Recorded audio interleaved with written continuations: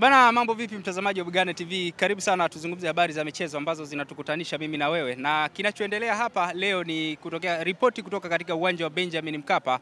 Leo kutakuwa kuna mchezo kati ya Young Africans dhidi ya Silver Strikers kutoka kule nchini Malawi. Matokeo katika mchezo wa kwanza ndio ambayo yamefanya wananchi kujazana kwa wingi kama unavyoona.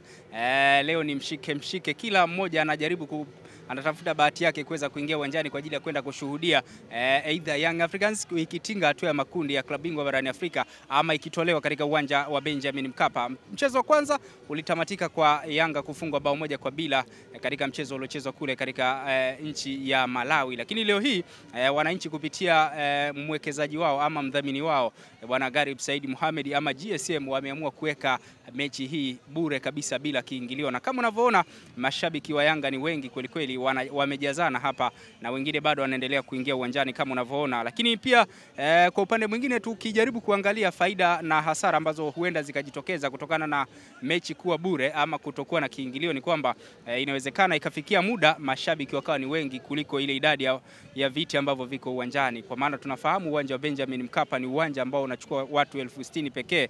Kwa hiyo inawezekana mashabiki wakawa ni wengi kuliko idadi ya viti, pia ikawa ni hasara mojawapo. Lakini kwa upande wa faida tunafahamu mashabiki wakiwa wengi uwanjani wanawapa hamasa wachezaji wao kuweza kujituma zaidi na kupata matokeo bora katika mchezo husika.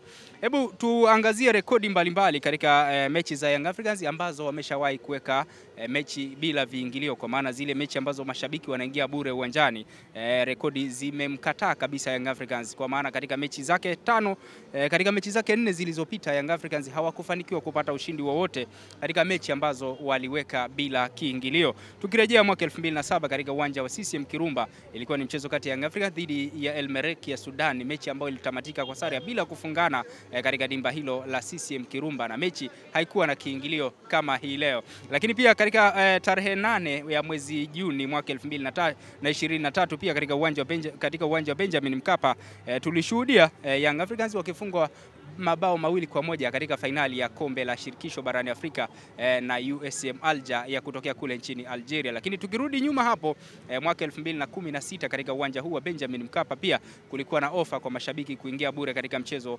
dhidi ya TP Engleb Mazembe, lakini katika mchezo ule Yanga walifungwa bao moja kwa bila, na katika mchezo mwingine ambao waliweka bure bila kiingilio ni mchezo ambao ulikuwa dhidi ya Mamelodi Sundowns katika uwanja huu wa Benjamin Mkapa, mchezo ambao ulikuwa ni usiku na mechi ilitamatika kwa sare ya bila kufungana. Leo hii wanakwenda kucheza na Silver Strikers. Tutaona ni nini ambacho kinakwenda kutokea, lakini pia sisi Bugane TV tuko hapa kwa ajili ya kuhakikisha kwamba mambo yote tunakuletea mubashara kabisa. Salia nasi upate taarifa kamili. Enjoy.